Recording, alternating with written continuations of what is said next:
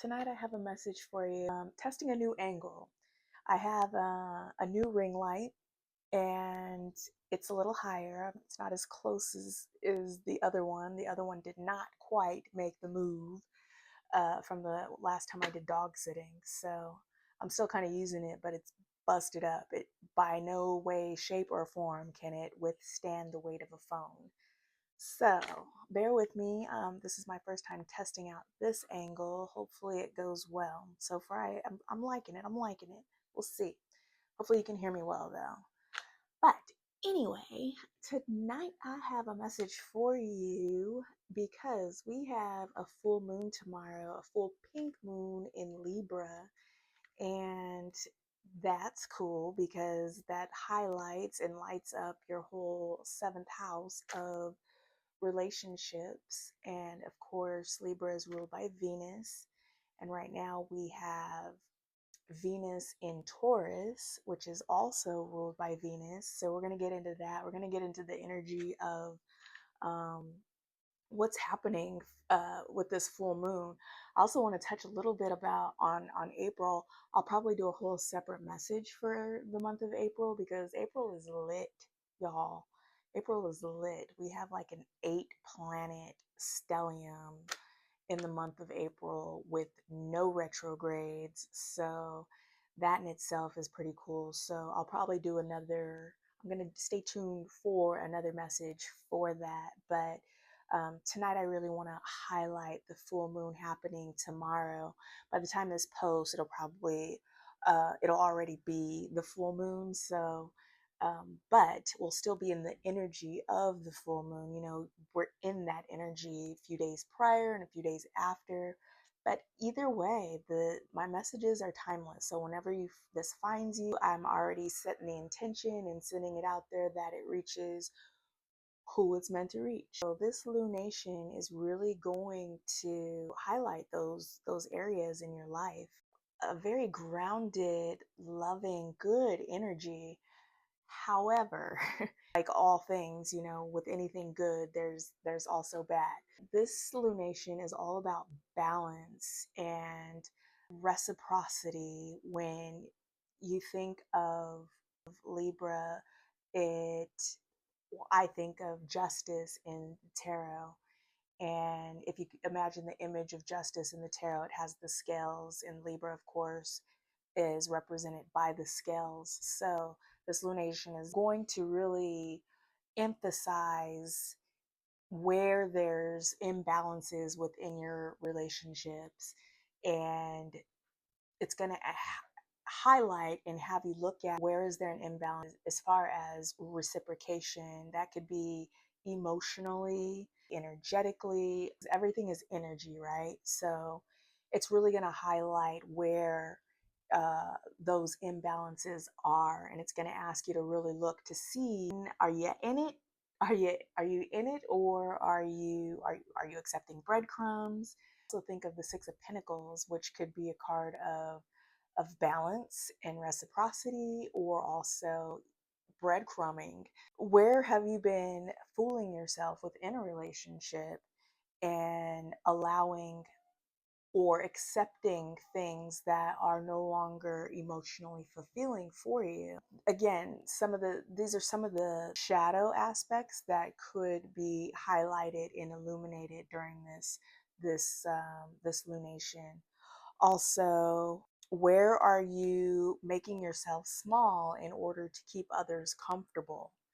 Are you shrinking yourself or not expressing yourself fully and openly? Are you people pleasing or avoiding difficult conversations just in order to keep the peace, or go with the flow and not ruffle any feathers or rock the boat? Where are you holding back or holding your tongue with those difficult conversations that may need to be had or communicated within your relationship? Also, what's no longer fulfilling you emotionally, or where are your needs not being met? Where have you dimmed your needs, emotional needs? Where are they not being met? And how can you create that balance? So, again, justice in the tarot, it represents truth and accountability, clarity. So there an injustice within your relationship and someone really needing to be held accountable for something, or um, however that looks. So you also think of, it's also associated with diplomacy because it is ruled by Venus. There's an aspect of harmony to and diplomacy to communications and wanting to harmonize within the relationship. It also supports mutually beneficial compromises. So if there is a difficult conversation to be had, it is a good time to have it and be truthful and honest in that communication in a diplomatic, harmonizing way, where rather it could either deepen the relationship or mutually decide to separate and go your separate ways without a big drama or big fight about it. It could be parting ways in a peaceful way. There's the potential for that. But there's also the aspects too with Venus being in Taurus where it's domiciled. So it does its best there. Venus feels very at home and comfortable in Taurus. So you could also have blind spots and feel kind of maybe even complacent and not see areas where you're accepting emotional breadcrumbs or things that are no longer emotionally fulfilling, or things you may have outgrown because for the sake of comfort and wanting to make it work. Taurus is our fixed sign, is a fixed sign, and is very stubborn. So will stubbornly keep a relationship alive just for the sake of not wanting to give up on it and not wanting to let it go, even long if it's long lived its usefulness, or even if it's outgrown and no longer fits who you are, you are becoming. That's really going to highlight some of those areas within relationships in to be aware of. But it's ultimately a reset and an opportunity to strengthen and deepen your relationships, because again, if you're in a relationship where you can communicate each other's needs and be emotionally open and available to each other in a mutual way, then you 9 times out of 10 you can work it out. And whenever you can overcome something and work it out, then you become stronger for it. So it is an opportunity to strengthen bonds on a soul level, really. What is meant for you, if you've ever heard the saying, what is meant for you will not pass you by, and um, what is no longer in alignment will fall away naturally or reveal itself to you in order for you to make decisions based off of what's being revealed and shown to you. So it really is an opportunity. And ask yourself, are you in the relationship because of complacency, comfort, guilt, convenience, out of fear, codependency, or are you truly in the relationship out of mutual love, respect, and bonded on an emotional level? Those are just a few things that might be highlighted and brought to your attention, where you're in alignment and where you may be misaligned. So, what else do we have, y'all? I took down a couple of notes for you all. So again, associated with justice in the tarot, but also the archetype is the Empress as well, because the Empress is also ruled by Venus, and it's a card of Taurus and Libra.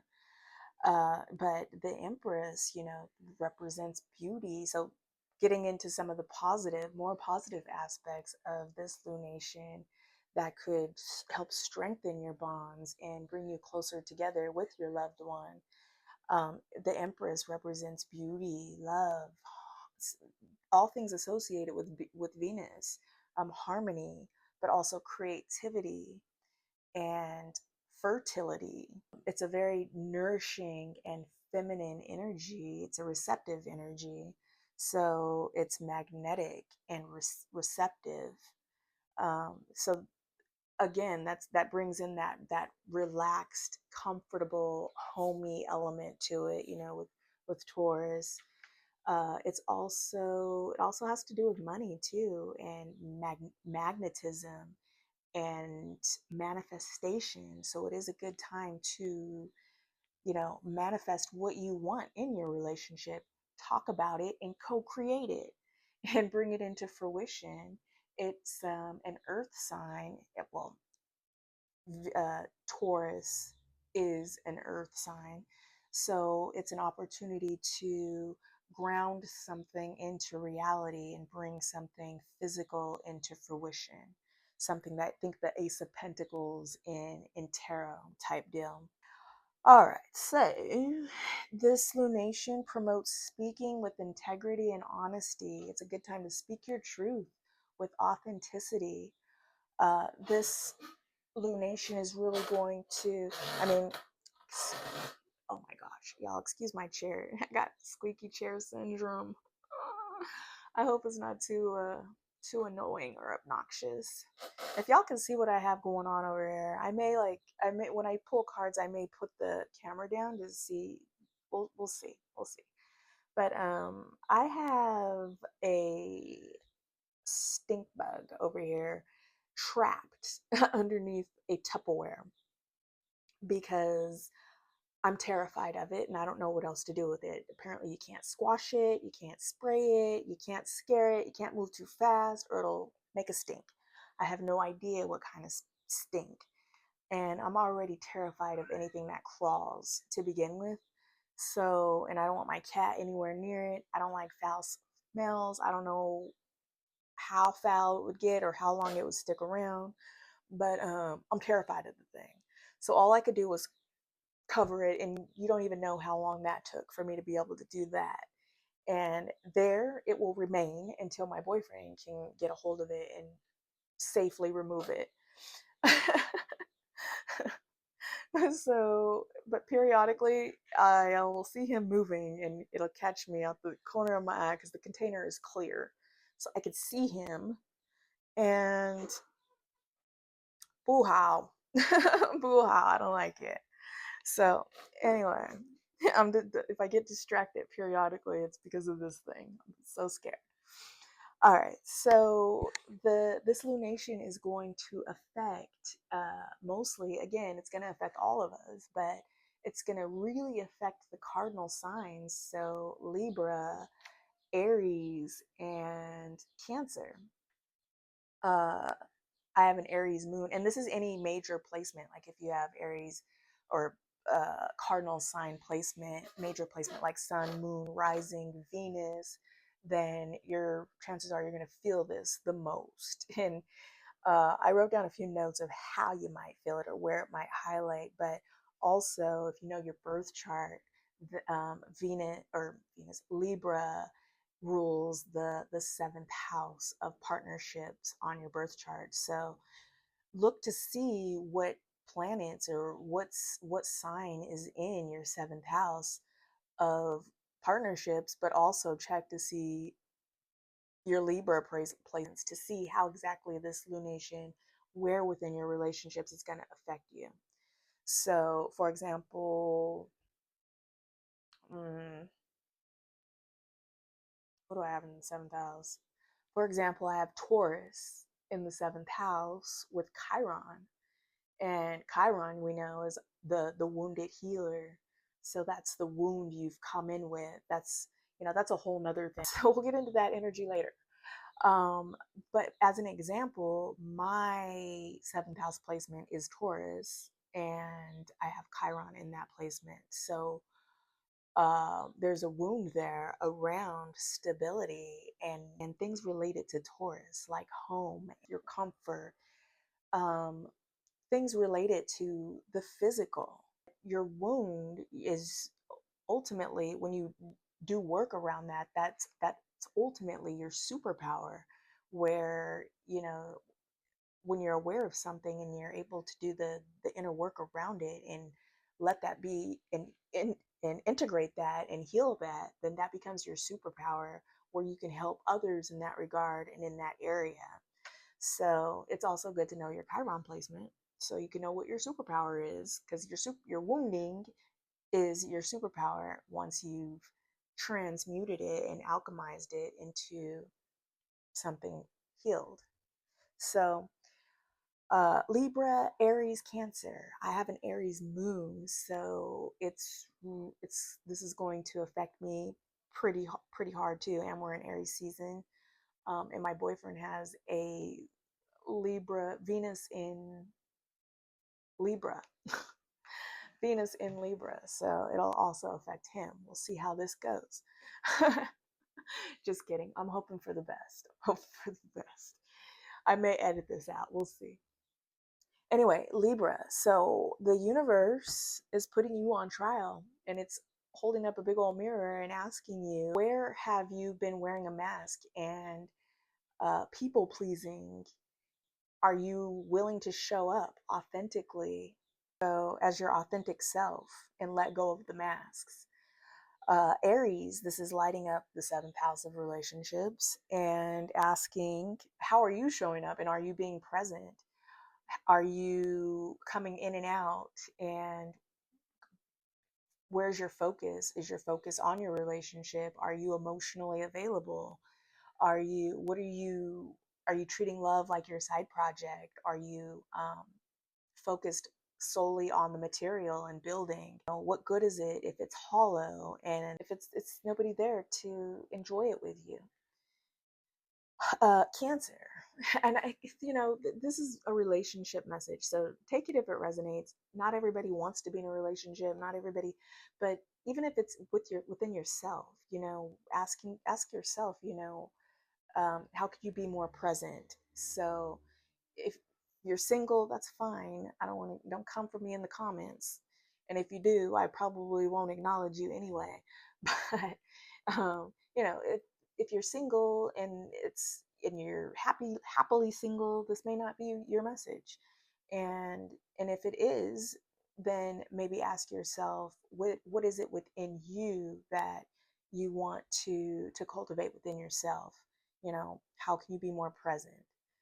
uh, Cancer. Foundation is being tested, and it's activating your 10th and 4th house, your 10th house of career and your 4th house of family and home. Cancer rules the 4th house. It really does have to do with roots, your home, foundation. And also, my boyfriend has a major Cancer placement too. He has Cancer rising. So this is going to really affect him in this regard as well. um yeah, where have relationships outgrown in your life? And it's really I think Jupiter is doing something in Cancer right now, and it's exalted there. And of course, Jupiter is all about expansion, but this lunation is about expansion for you within your career and your relationship and your home life. So is your partnership supporting your growth, or are they keeping you small? Is your partnership keeping you small and having you shrink yourself, or showing signs of jealousy or insecurity, instead of cheering you on and building you up while you expand and become um, the expanded higher version of yourself?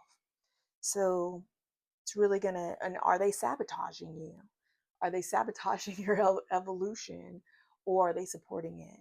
So those things may be highlighted in your love story as well. Okay, so what else do we have here? So bottom line is basically that it's going to highlight, where have you become blinded by things within your relationship that you've either outgrown or um, no longer nourish or provide for you in all of the ways, emotionally, energetically. Are your relationships emotionally fulfilling? Is it balanced? Is it a balanced give and take, reciprocity? And it's also going to, oh boy, he's on the move underneath there. Anyway, it's also going to highlight illusions and romantic fantasies. Where are there faults in the foundation?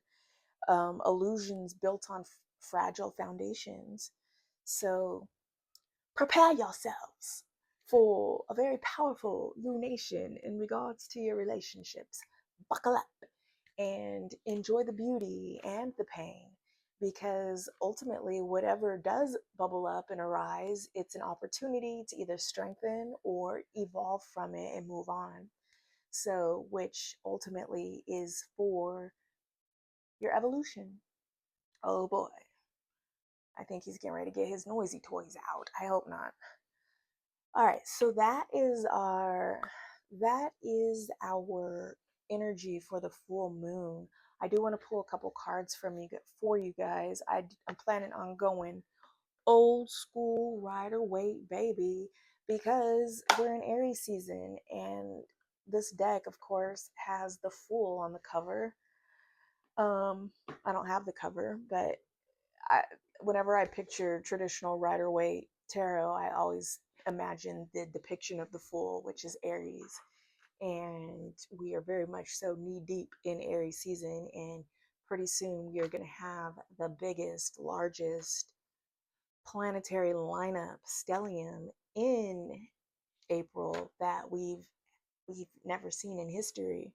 So we are going to use traditional Rider Waite. I'm going to pull Work Your Light Oracle, because we very much so need the light right now, with especially with all the darkness bubbling up to the surface in order to be purified and cleansed. Also, Moonology, because hello, full moon tomorrow.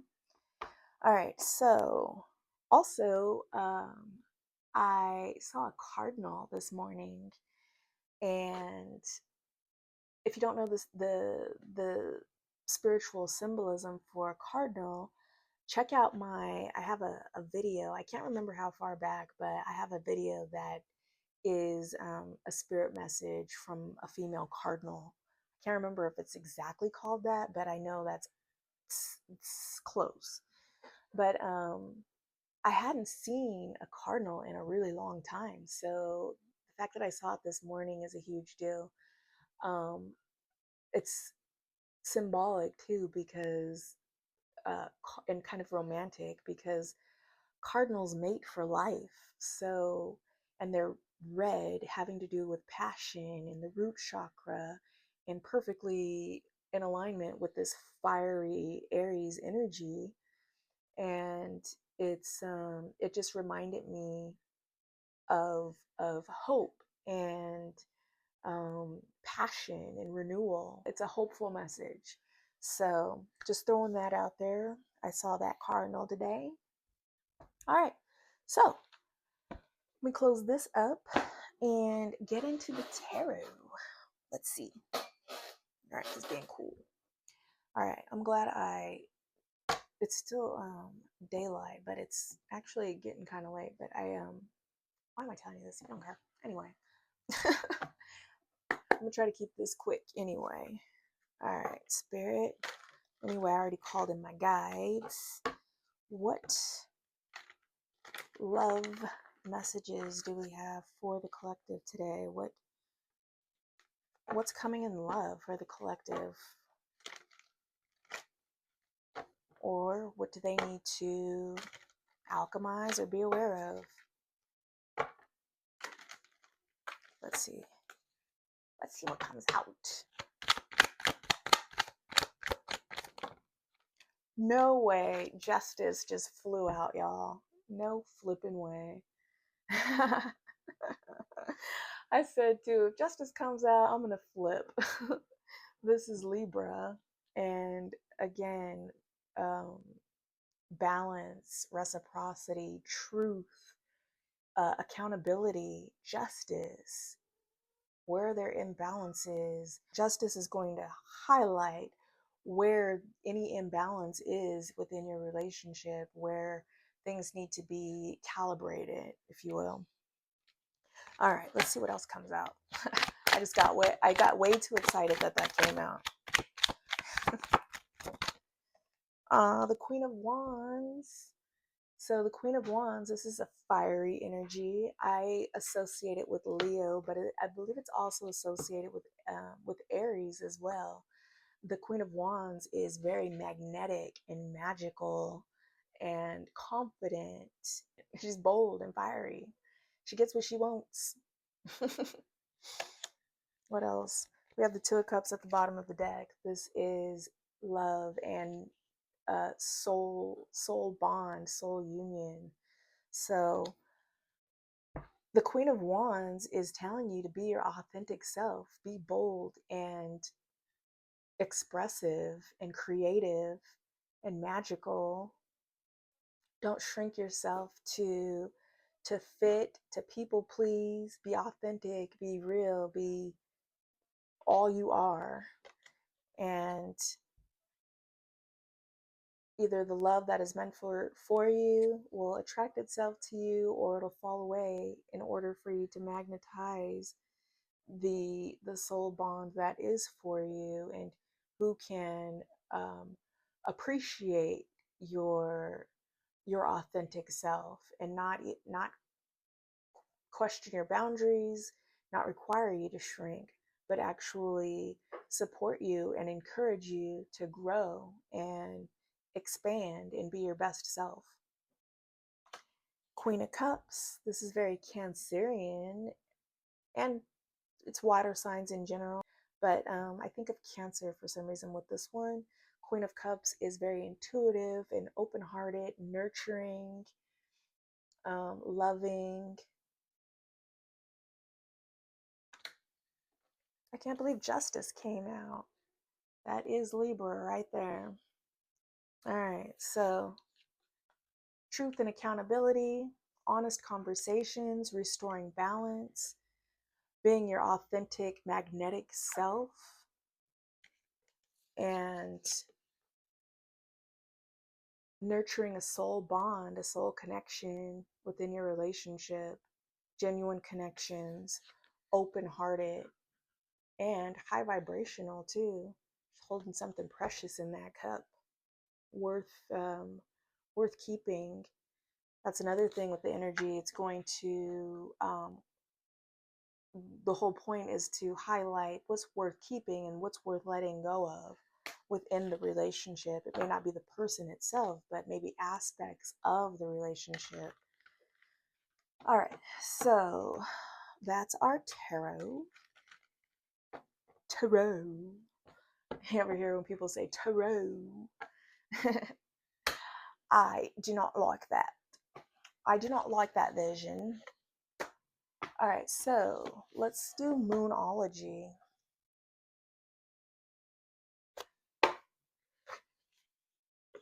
See what comes out there. We're doing good on time. Knock on wood. I just looked at this 333 on the timer. 333. Also, you may be seeing angel numbers. 888. I saw 888 3 times on license plates yesterday. 888 is abundance and alignment. Also, 111 is alignment and manifestation.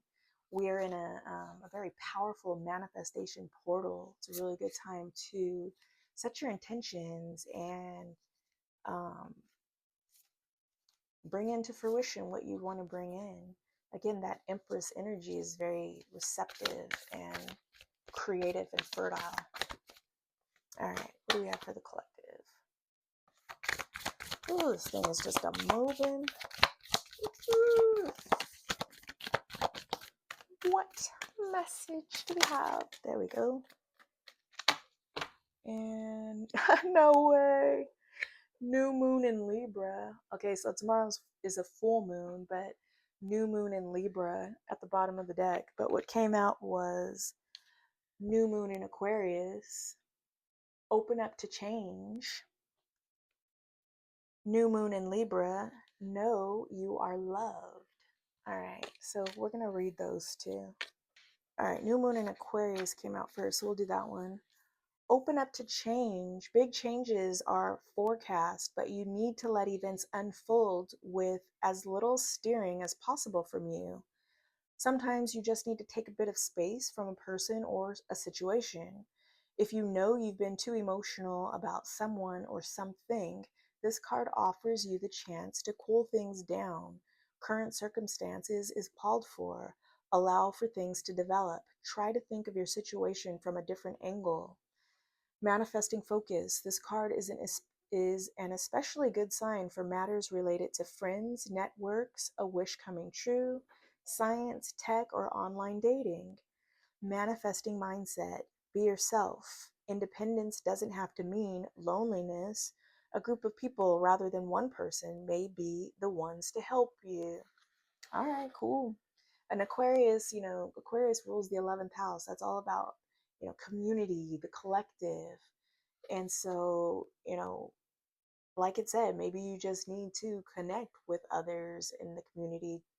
Give give give your relationship some breathing room and some space, and not force. Allow things to unfold and not force things. Sometimes when we try to force things to happen in our favor or try to manipulate, it has an adverse effect. So you don't want to do that either. All right. Manifesting tips for detachment. Call in Archangel Uriel, the most cerebral archangel. Call in energy from the planet Uranus, which guides the sign of Aquarius and is all about independence and revolution.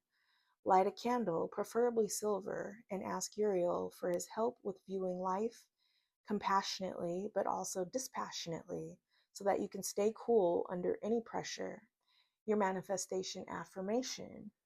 There is only one me. It's safe to be me and love me. When to manifest your magic? The best time to work your magic is when the moon is in Aquarius on a Saturday, Saturn's day, or during Saturn's hour. The new moon in Aquarius takes place when the sun and the moon are on the same degree in Aquarius. It knows that humanity is worth saving. All right, so I don't know if we have a new moon coming up in Aquarius anytime soon. I think we've had one recently. So just take the information and how it resonates, leave the rest. All right, new moon in Libra. Let's see. Oh, here we go. I just saw it. There it is. You are loved. I would hold it up, but well, I guess I can. There's new or renewed love energy around you, be it familial, platonic, romantic, or otherwise. Whether you're single or attached, a new personal or professional relationship cycle is starting for you. Open your heart and be loving. The trick is to get involved with people you like or even love, be that on a personal or platonic level. If you want a new friend, you're on the right track. For work, for for a work or money question, a new start is highly likely in love. The sky is the limit now if you react with love. Manifesting focus. This card is an especially good sign for matters related to a romance, a job interview, or any important relationship. Manifesting mindset. Consider the other person in your situation. What are their needs and worries? Get out and meet new people. Manifesting tips for calling in love. Call in Archangel Jophiel, whose beauty reminds us that beautiful thoughts attract beautiful experiences. Call in the energy of the loving and abundant planet Venus, which guides the sign of Libra. How appropriate. Ah, I love when that happens. Hi, holla. Call in the energy of the loving and abundant, blah, blah, blah, read that. Imagine your perfect day. What would happen and whom would you be with? Really delve into it. Note that if you're manifesting a new relationship, it's crucial that you never attempt to interfere with anyone else's free will. Your manifestation affirmation: love makes my world go round. When to manifest your magic. The best time to work your magic is when the moon is in Libra on a Friday, Venus's day, or during Venus's hour. The new moon in Libra takes place when the sun and the moon are in the same degree in Libra. It knows that all good manifesting comes from the heart. All right, so again, it's not a new moon, but you can also work with the day of the week that represents that planet, which for Venus is Friday. In Spanish, it's viernes. So that's where that comes from. And then on the other one, Saturn's day, which is Saturday. All right, that's what I have for you. I already set the intention that this message find who it's meant to find. If it resonated, please do let me know in the comments how it resonated. And if you're new, please feel free to stick around, subscribe, like, share, come back for more. There will be more. And that's all. Keep on rising, y'all. Just kidding. I forgot. I was going to read Work Your Light Oracle. All right, one more. And then I'll let you go. All right. We'll see what comes out, huh? What do we have for the collective? Can we get one card from Work Your Light Oracle to help with the collective consciousness and raising the vibrational frequency and fighting back the dark forces? Break the chain. Ancestral patterns, healing, rewriting the future. Boom. Break the chains. Let's see if I can find this. There it is. Break the chains. Break the chain. No. Ancestral patterns, healing, rewriting the future. You are being called to heal your family line or free yourself from the life of your ancestors. This could mean letting go of an old pattern of your maternal or paternal line, healing trauma from the past that is not even yours or observing old ways of being that no longer serve you. We carry emotional trauma in our luminous field for up to 7 generations back. Holy shit, I didn't know that. I mean, I knew we carry generational wounds, but up to seven generations back? This is why family patterns can be the hardest to break. Often, they are not even ours to begin with. But we do not know another way of being, and so we continue playing out the same old drama. The thing to notice when ancestral healing comes up is that you cannot heal another person, but your own healing can cause another person to choose to heal. Energy is freed up. You are being guided now to look at your life and decide how you want to be. What ways of being or patterns are you ready to free yourself from? What part of your future do you want to rewrite? Now is the time to shake them off and dream a new future into being. Work your light activation. What old ways of being from your family line are you ready to let go? Seek assistance from your support team, tribe, friends, healer, coach, etc. to begin freeing yourself from it now. Brilliant, beautiful. And again, we're all mirrors of each other, so pay attention to your triggers. When there's something that's brought up within you that's triggering, that's an opportunity to look within, look at it and see why it's triggering you and do something with it. Heal it, acknowledge it, let it go. It's something that wants to be acknowledged. So that's how you can face some of these ancestral patterns in order to integrate them and let them go, or let them go. All right, now I'm going to leave you. Keep on rising, y'all.